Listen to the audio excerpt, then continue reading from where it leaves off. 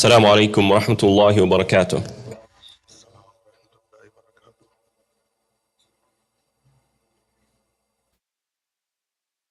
الله أكبر الله أكبر الله أكبر الله أكبر أشهد أن لا إله إلا الله أشهد أن لا إله إلا الله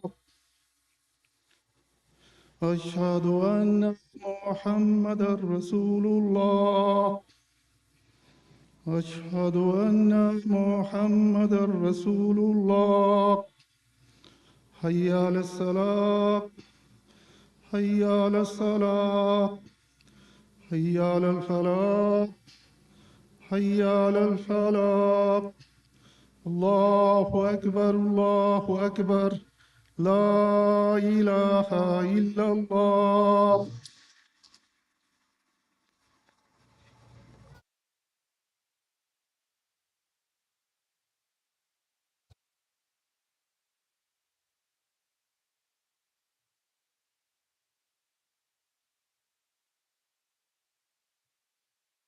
إن الحمد لله تعالى نحمده ونستعينه ونستغفره ونستهديه ونعوذ بالله من شرور أنفسنا ومن سيئات أعمالنا. من يهده الله فلا مضل له ومن يضلل فلا هادي له، ونشهد أن لا إله إلا الله وحده لا شريك له، ونشهد أن محمدا عبد الله ورسوله أرسله بالهدى ودين الحق ليظهره على الدين كله وكفى بالله شهيدا. فصلوات الله وسلامه عليه. We begin by praising Allah subhanahu wa ta'ala. We praise Him because He is worthy of praise. And His worthiness for praise comes from His names and His attributes, which show us His perfection, subhanahu min ilah. And we ask Allah subhanahu wa ta'ala to protect us from the evils within ourselves and the evil consequences of our actions.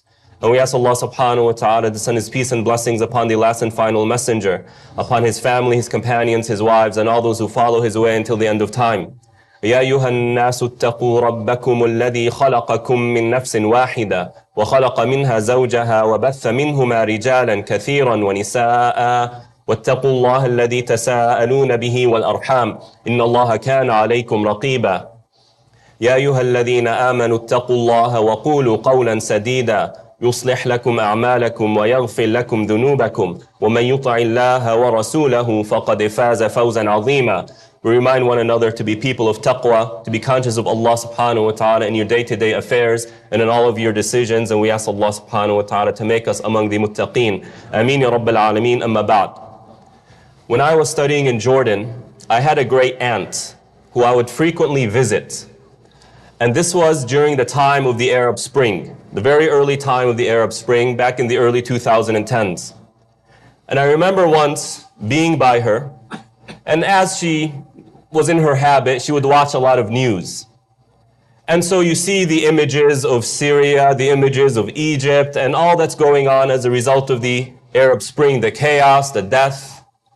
And she says to me, my great aunt says to me, "Oh my child, since the day I opened my eyes to this world," and she's in her 80s, since the day I've opened my eyes to this world, I've seen nothing but political turmoil, coups, overthrowing, and just chaos in the Middle East.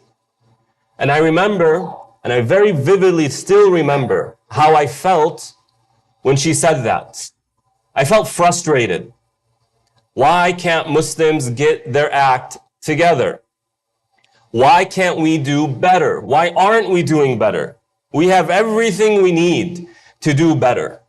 This ummah of La ilaha illallah has no shortage of pure-hearted, well-intending, fantastic and amazing people who, if they had the power, who if they were in the correct positions, would do absolute wonders, not only for the ummah of Rasulullah alayhi salatu wasalam, but for humanity. Why couldn't it be that way? And so that frustration is something that I felt, and I know that we all feel. But fast forward to today, dear brothers and sisters, and that moment has now given me some interesting perspective that I'd like to share with you all. in light of what's going on in the Western world, the riots in the UK, the rise of nationalism, the rise of individuals exploiting the frustrations, the very merited and valid frustrations of the average American or the Brit, rising, our experiences over the past, as Muslims, our experiences over the past 60-some years of dictators and turmoil and nationalism and all this stuff has positioned us today to be prepared to deal with the challenges of our times today. And so that frustration I felt when my great aunt, may Allah have mercy on her, she passed away. The frustrations that I felt when my great aunt said what she said has today become a feeling of preparedness. We are very well ahead of the game in dealing with these challenges because we've seen it all. We've seen it. We've done with it. In fact, it's becoming quite repetitive. We're bored of it. I don't mean that in a disrespectful way, but we've seen it, done it. What's next? And so we Muslims must view our past 60 years as having prepared us to be a force of leadership and good in light of the many challenges facing not only the Western world, but also humanity as a whole. And to do that, we need to recognize this movement, specifically those who are spearheading these movements, for who they really are and what the movement really is. And we start by saying to the American people and the British people, nationalism is the language of dictators, isn't it? For the Middle Easterners here, for the South Asians here, oh, we know dictators all too well. Is it not their language to try and make their society feel better about themselves by saying, oh, you're from this country? That means you're great. Oh, we've heard it. We've been hearing it for decades. It is the language of dictators. Now, I don't mean being proud of where you come from, or being proud of your heritage, or wanting to contribute to the land which you originate from, or you grew up in. I'm not saying that that's wrong in any way. But the fomenting of nationalistic tendencies is the language that is often used by ill-intending people who seek nothing more but power. Look at Syria. Look at Egypt. Look at the Middle East. Look at their language of the politicians and the leaders. Do you think, oh American people, do you see, oh Americans and British and Brits, do you see that nationalism has solved any problems? Has nationalism spared the people of hunger, of economic disparity, of the erosion of freedoms? Has it? You have a model, oh Americans and British. You have a model in front of you. All you have to do is look. And so don't feel, don't think, don't be fooled into thinking somebody who comes and says America first, or British first, or any country first, actually means they're going to put you ahead of their own personal interests. You have the models. It's all over there. In Jordan, Al-Urdun awalan. And Jordan is a better, a healthier society in terms of the Middle East in general. We hear it all the time. They do nothing for their society. So don't be fooled by it. And take Israel as a number one example. What you are finding, what you are seeing, and what articles and journalists are showing is that all-time record amounts of Israelis with dual citizenship are leaving. And that is allowing more space for the extremist far-right group of Israel to dictate the government and to dictate social movements. And look at what they're doing. Is that what you want? We have seen it. The Muslims have seen it. So go to your colleagues, dear brothers and sisters, and share your experiences, your parents' experiences with nationalism to them, so that you can influence the social fabric of this country Because unlike what nationalists want to promote, as though we are foreigners and aliens secluding ourselves, no, we know very well that as American Muslims, or our dear brothers and sisters in the UK, we haven't isolated ourselves in these countries, rather we have integrated into the country, into the society. We work with fellow individuals. We work with fellow Americans. We participate in politics. So don't play that nonsense on us, but rather we are here to share our experiences with you. Look at the results, the consequences of nationalism. Israel being the most wicked of examples. And I know for a fact the average American that's not what they want for their country.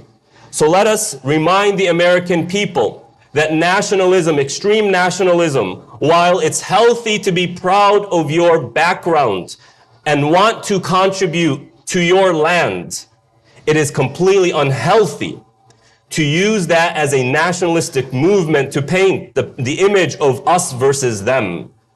Right? And the Prophet ﷺ, he was the first one of our ummah to address this by calling nationalism as da'wa al-jahiliyyah, the call of the ignorant people. He is the first one who put a stop to it. And we Muslims are now very much prepared to be able to address this issue of ultra-nationalism.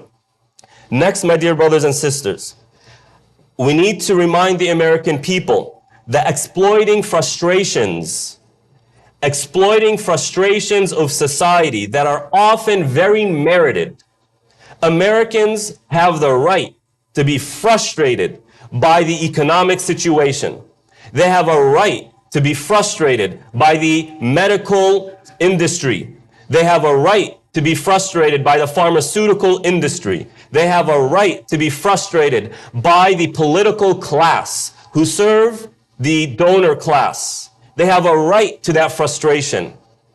But these leaders of these movements often exploit these frustrations in ways that benefit their own need, their own wants.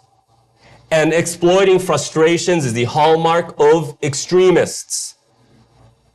Shall we not remind the American world, the Western world, of Hitler? Well, what was his strategy? How did he come to power? He understood the frustrations of the German people who were facing economic decline, severe economic decline. And he used it to prop himself up. And he used it to cause destruction and chaos, leading to World War II and the death of 100 million people. 100 million people back then. Back then, almost 100 years ago, dear brothers and sisters. It's insane. That is the language of extremists. And so will we sit by while people try to do this? Absolutely not. And then they want to call Muslims, oh, you're the problem, oh Muslims. Oh, you are the extremists. You are the ones who are trying to change the land. Exactly what Fir'aun would say to Musa alayhi salam. Okay, let's look at Osama bin Laden. Let's look at his strategy. The number one terrorist according to you. Let's look at his strategy. He essentially did exactly what the leaders of these movements are doing today. He pointed to valid frustrations of the Muslim world. That Muslims are being oppressed. That the Western world is meddling in the Middle East and the Muslim world's affairs. And then what was his solution? If America goes, everything is going to be better. Taking a very complex situation and simplifying it to, if just this happens, everything is going to be good. And this is exactly what we're hearing from the leaders of these movements. If immigrants go away, then everything in the UK is going to be better. If we just shut down the border, everything in America is going to be better. That's not the problem. It is not the problem. Maybe it's part of the solution. But if you think it's the entirety of the solution, it's not. And this is the strategy of extremists, ill-intending people who are only out there for themselves and putting money in their pockets. They understand that the average person doesn't have the time, doesn't have the bandwidth, doesn't have the energy to sit and listen to complex situations and complex solutions. They want it gifted to them in a box. Very simple. And so that's exactly what they do.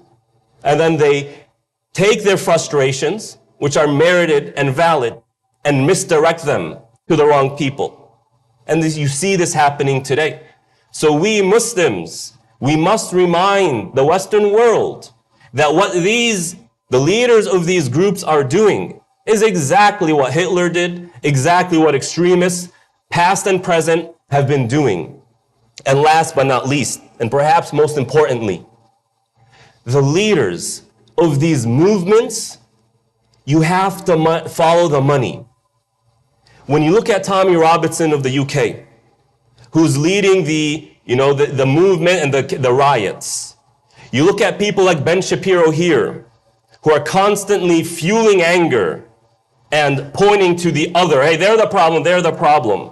You look at Jordan Peterson and the likes, follow the money.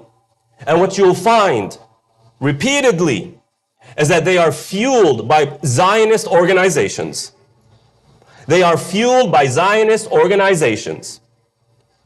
Look at Tommy Robinson, an individual, a rapper in the UK by the name of Low Key, has went in depth studying who funds this man, Tommy Robinson, and the organizations.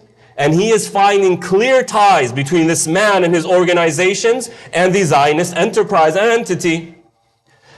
Jordan Peterson is clearly being funded by pro-Zionist organizations. That's why he's always saying, pro-Zionist things.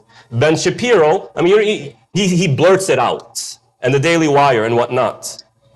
And so we Muslims, we must tell the American people that those who are leading these efforts are in reality agents of foreign countries.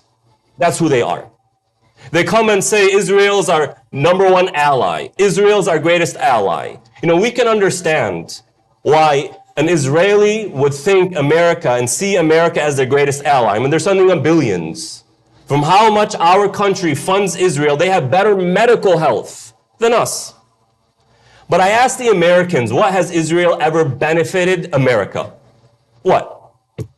What has America gained from Israel? Tell us. We want to hear it. You always tell us Israel's our greatest ally. Okay, what have we benefited from them? Tell us. Show us. And we need to tell the American people, ask them, why do you think what are we getting from them? Rather, what we are getting from them are the likes of Tommy Robinson and Jordan Peterson, Ben Shapiro, and these thugs, these mufsideen fil ard, the problem makers of the world. And they are being fueled by them, and it tells you everything you need to know about the Zionist organizations and the pro-Zionists. They are people who are in it for themselves, and they are ready to bring down entire societies if that means it's in their interest. So let it be known for what it is, dear brothers and sisters, and be reminded that the experience of the Muslim Ummah over the past 60 years has positioned us in a very healthy and strong way to be prepared to address these issues in a way that doesn't exploit people for our own needs and our own wants. It doesn't usurp the frustrations of people so that we gain and benefit ourselves. Rather, we are the ummah of La ilaha illallah. And our leader, Rasulullah alayhi salatu wassalam, was deemed a mercy for humanity. And so we must live up to that. So go out there and engage the American people and have conversations with them and show them that these thugs who are leading these efforts are not in it for the interests of the American people or the British people. They make money off of this, and their lives are in ruins themselves. So who are they to say that we can fix the situation when they can't even fix their own lives? أقول قولي هذا وأستغفر الله لي ولكم.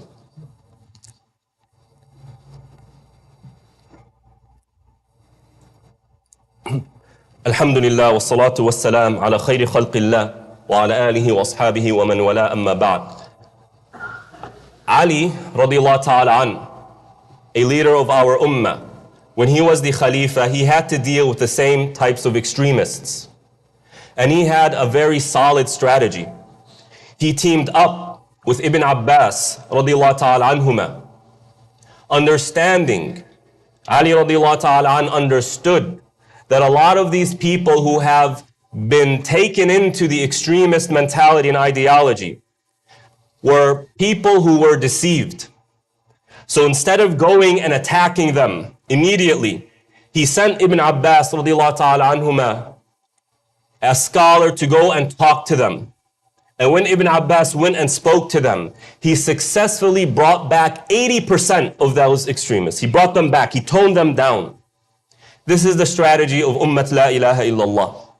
We need to understand that a lot of the people who are buying into this rhetoric, buying into these groups, are being deceived into thinking that this is the solution. And we should not approach these groups the same way that politicians or others do, by smearing them and painting them as just all evil people and whatnot. No, we need to go and we need to sit and have a conversation with them. And we need to show them and do our best to convince them that, hey, this isn't the way. We need to reassure them that, you know what, your frustrations are merited, but they are being exploited and misdirected. Yes, there are people who are causing these problems, but it's not the immigrants. It's not the Muslim. It's not the Joe Schmo.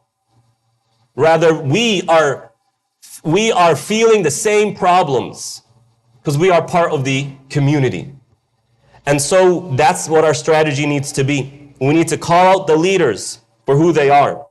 People who are exploiting the moment for their own benefit. And we need to understand that many of those who follow can be convinced, need to be sat down with to show them that there's another way. There's a healthier way. There's a better way. And that this path is only a path of destruction. We can do that. And we need to do that. And so I tell you all and I ask you all, and I remind myself and you all that we have a role to play, and we are very much prepared to play that role. So may Allah subhanahu wa ta'ala allow us to follow in the footsteps of Rasulullah alayhi salatu wasalam, and in the leadership of Ali radiallahu ta'ala an, and with the wisdom of Ibn Abbas radiallahu ta'ala anhuma. We are very much able to do that, and may Allah subhanahu wa ta'ala give us the tawfiq to do that. We have several announcements. Please make dua for Noor Matar, who had a heart attack. We ask Allah subhanahu wa ta'ala to grant him shifa. Allahumma ameen. And please make dua for Turan, I'timadi and Tamim Sikandar, both of whom passed away. May Allah subhanahu wa ta'ala shower them with mercy. May He accept their good deeds and overlook their shortcomings. Allahumma ameen. There is a display that is on La Paz, close to the 5 freeway, that represents the Muslim community here in Southern California. This display has been there for many, many years, and it's starting to fall apart. Naturally, with time, it starts to fall apart. So we would like to bring together a new display. And so we're asking the community if there's any volunteers who would like to come up with a concept that we can then build so that we can put it there to represent the Muslim community. So if this is something that interests you, you have a background in graphic arts, or you just are an engineer, and you can help us in this, then please do come to me so that we can, inshallah, connect you with the right people. Care and Access California Services are hosting a humanitarian crisis listening session for our high school and young adults tonight at 9:30. So please do join us, right? Refreshments will be provided. OCIF Summer End Festival is coming up next Saturday, August 24th at 12 p.m. Please do purchase your tickets early so we can make proper accommodations. So please do purchase. It's going to be a blast, inshallah. OCIF is the middle school group is having a car wash, a fundraiser car wash, this Sunday from 4 to 8. Proceeds will go to funding the junior high group. So please do come. It was a blast last time. Please do come and join us. Again, Sunday from 4 to 8 here in the back of the masjid. Stop by ICNA Relief's table outside. And we ask Allah subhanahu wa ta'ala for tawfiq. Allahumma aghfir lil-muslimin wal-muslimat wal-mu'minin wal-mu'minat al-ahya'i minhum wal-amwat innaka sami'un qareebun mujibu da'awat ya rabbil alameen. Okay, so there's a car, it looks like a Toyota 4Runner that's parked in a place they shouldn't be parked in. The towing will begin. We keep getting complaints from our neighbors who have been very patient with the community, but our reputation with our neighbors is more important to us than the convenience of one person who wants to park there. So we will begin towing. There will be a tow truck out there. Please do not park in places where it's clearly designated no parking for the masjid. وجزاكم الله خيرا وأقم الصلاة.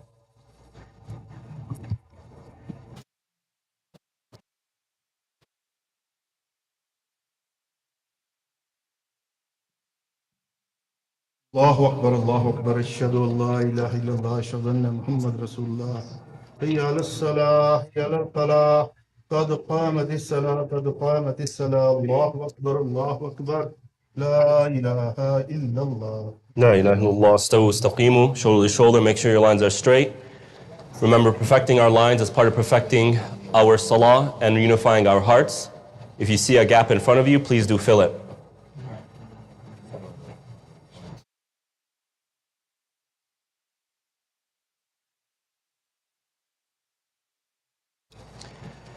Allahu Akbar.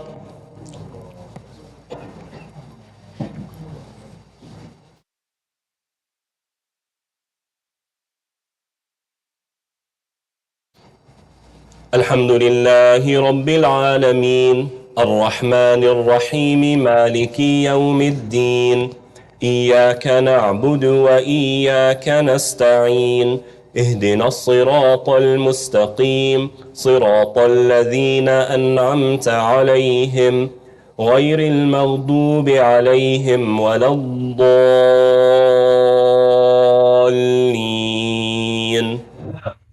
آمين.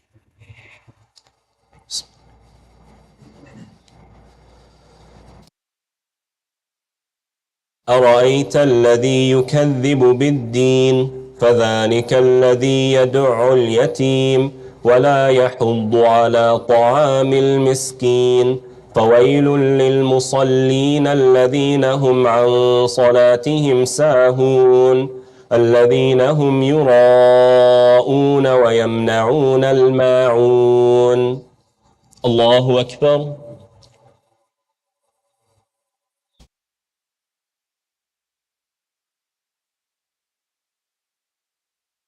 سمع الله لمن حمده.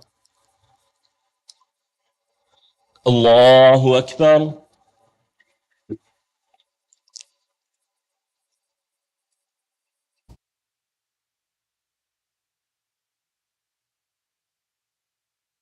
الله أكبر.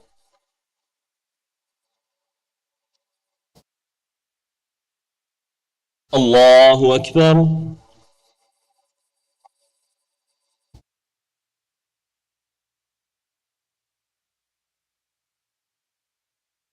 الله أكبر.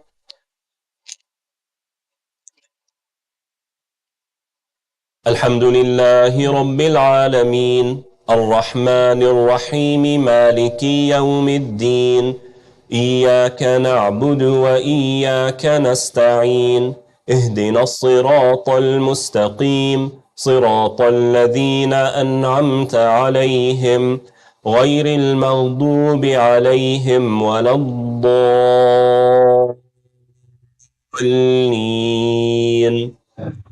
آمين.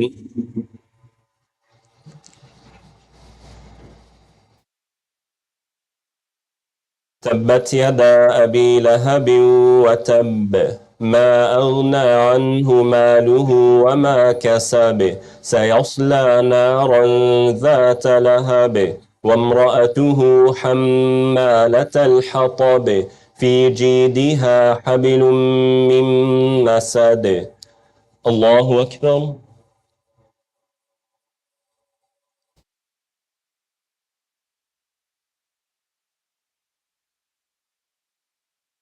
سمع الله لمن حمده. الله أكبر.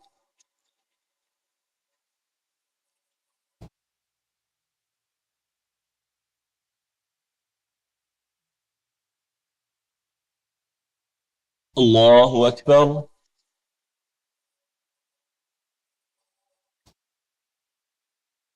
الله أكبر.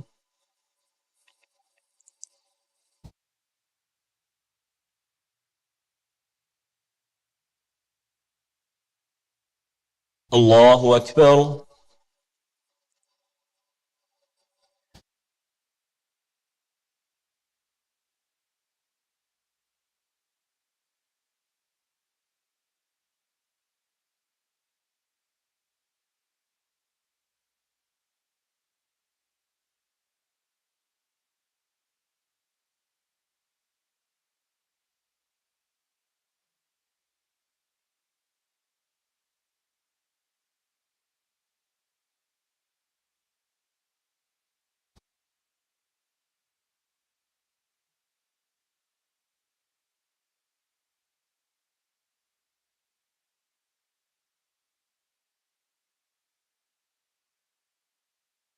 السلام عليكم ورحمة الله.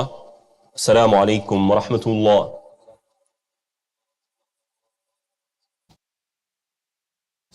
السلام عليكم ورحمة الله.